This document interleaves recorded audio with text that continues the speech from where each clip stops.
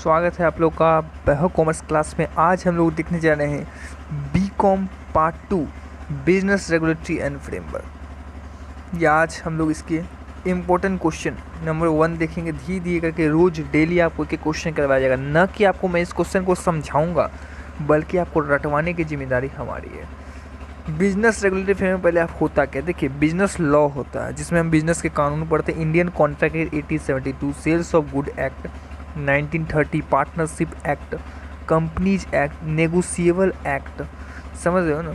इस तरह के जो एक्ट है वो हम लोग पढ़ते हैं, उसे कहते हैं business regulatory framework. Business law भी कहा जाता है और मर्केंटाइल लॉ भी कहा जाता है। स्पेशली आप इसे कहेंगे लॉ।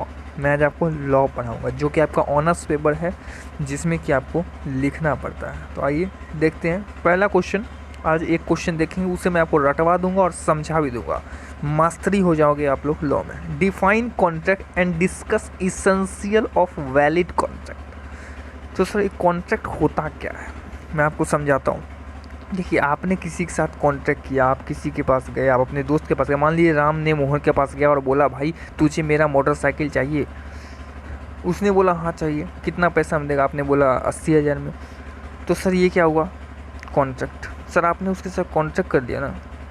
आपने, अब मान लीजिए राम ने आपको 80,000 दे दिया और कल को आप उसका मोटरसाइकिल नहीं देते हो तो क्या होगा? कॉन्ट्रैक्ट टूट जाएगा। तो राम क्या कर सकता? केस कर सकता है। अब जैसा बोलेगा क्यों, जैसा बोलेगा क्या हुआ, वो बोलोगे सर राम ने मेरे साथ कॉन्ट्रैक्ट किया था कि वो मुझे मोटरसाइकिल देगा, मैंने उसे 80,000 दे दिया, बट वो मोटरसाइकिल नहीं दे रहा है। तो ये क्या होगा? इंडियन कॉन्ट्रैक्ट एक्ट में ये कॉन्ट्रैक्ट है, बट ये कॉन्ट्रैक्ट आपने तोड़ दिया है, तो उसके लिए आपको पेनल्टी लगती है, उसके लिए आपको सज़ा होती है, उसके लिए अलग सेक्शन है।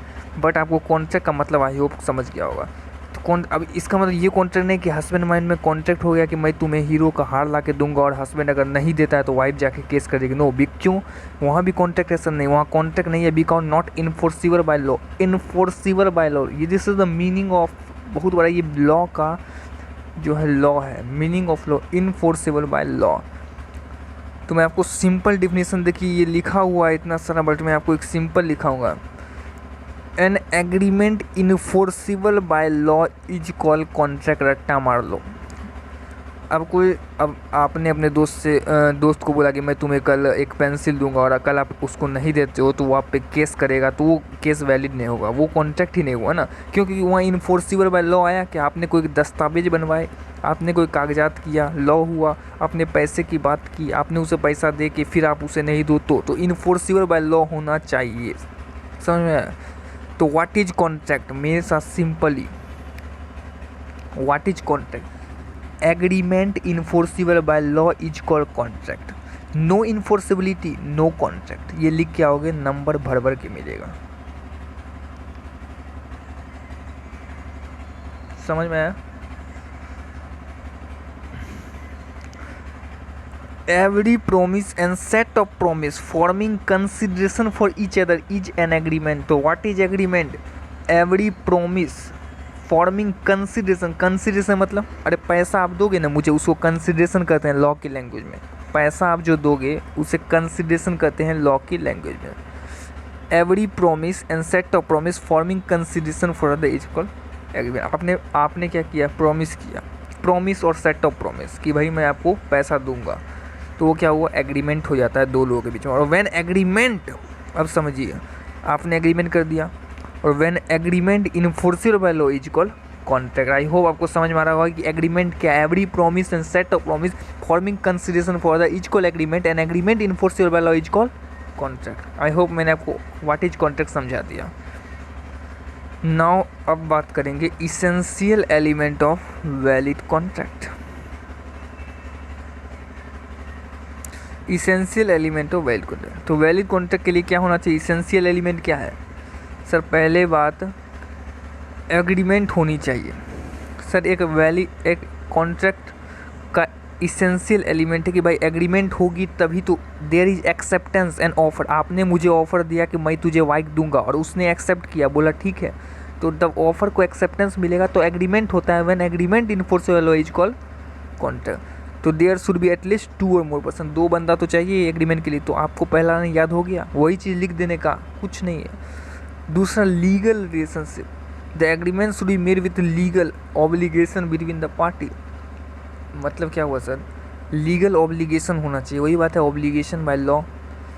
अब एग्रीमेंट सोशल और डोमेस्टिक नेचर का होगा जो कि नॉट इन्फोर्सेबल हो तो वो कॉन्ट्रैक्ट ही नहीं है ना। मैंने क्या बोला, हस्बैंड ने वाइफ को वादा किया कि वो उसको गहना ला के देगा, लेकिन उसने नहीं लाया, तो क्या वाइफ उस पर केस कर सकती? नहीं। क्यों? क्योंकि वो सोशल और डोमेस्टिक एग्रीमेंट है, it is not enforceable by law.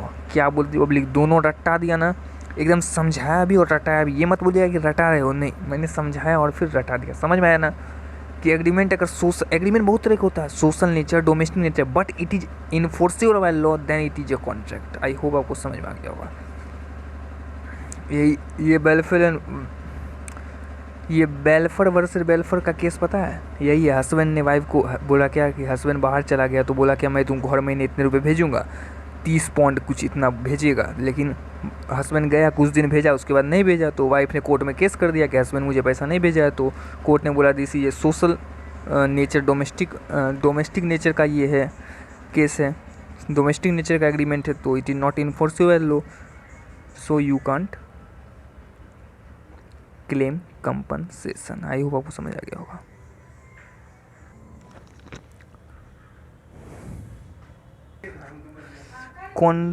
Contractual capacity of party, मतलब क्या हुआ कि जो पार्टी कॉन्ट्रैक्ट कर रहा है वो क्वालिफाई होना चाहिए, वो डिसक्वालीफाई नहीं होना चाहिए। It is not disqualify for contract, मतलब कोई माइनर 18 साल से नीचे का बच्चा कॉन्ट्रैक्ट कर रहा है तो वो की गलत है। तो parties of agreement must be competent to contract. Sir वो कम्पिटेंट होना चाहिए, उसकी कैपेसिटी होनी चाहिए। कोई माइनर आके आपसे एग्रीमेंट कर रहा है तो वो डिसक्वालीफाई होगा, वो क्वालिफाइड कॉन्ट्रैक्ट नहीं कहा जाएगा। तो must be capacity of party. अब बोल रहा है फ्री कॉन्सेंट। फ्री कॉन्सेंट का मतलब क्या हुआ, मतलब कि आपने क्या किया, गोली दिखाकर उस पर गोली दिखाया, उससे लिखवा लिया जायदाद उसका घर का, तो कॉन्ट्रैक्ट तो हो गया, उसने साइन कर दिया, लेकिन आपने उससे गोली दिखाया, उसका जो कॉन्सेंट था वो फ्री नहीं था। तो there must be a free consent between the parties. Free consent मतलब कॉर्सन का मतलब क्या हुआ, धमकी देना, बंदूक दिखाना, मिस्टेक, गलत इन्फॉर्मेशन देके आपने उससे साइन ले लिया तो वो कॉन्ट्रैक्ट तो हो गया, but it is not enforceable, it is not a legal contract, because उसका फ्री कॉन्सेंट है। कल को वो कोर्ट में जाके बोल देगा कि जैसा मेरे को गोली दिखा के साइन कराया, तो this is not valid contract. Lawful consideration, ये नहीं है कि मैंने आपको कार बेची और मैंने बदले में बोला कि मुझे ड्रग्स दे दो। भाई लॉफुल कंसिडरेशन मतलब क्या, something in return.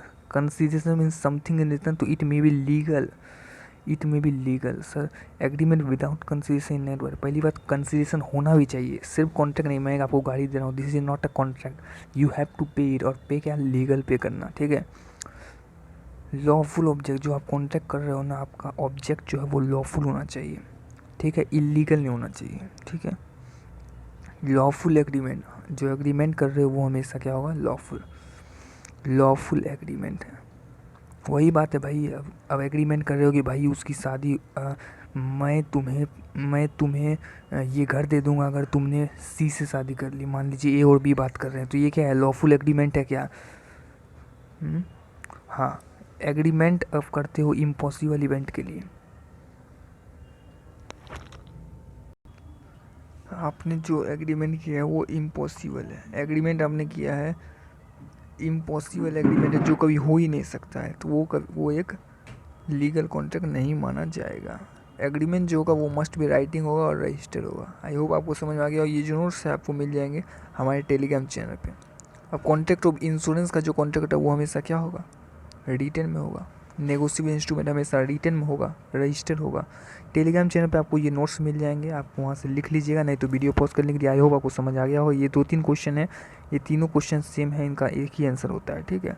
All contract agreement but all agreement are not contract. क्यों? क्योंकि डिफिनीशन हम जानते हैं एग्रीमेंट क्या होता है, कॉन्ट्रैक्ट क्या होता है, दोनों का डिफिनीशन लिख दीजिएगा और नीचे एक्सप्लेन कर दीजिएगा। तो टेलीग्राम चैनल ज्वाइन कर लिए, लिंक डिस्क्रिप्शन में है।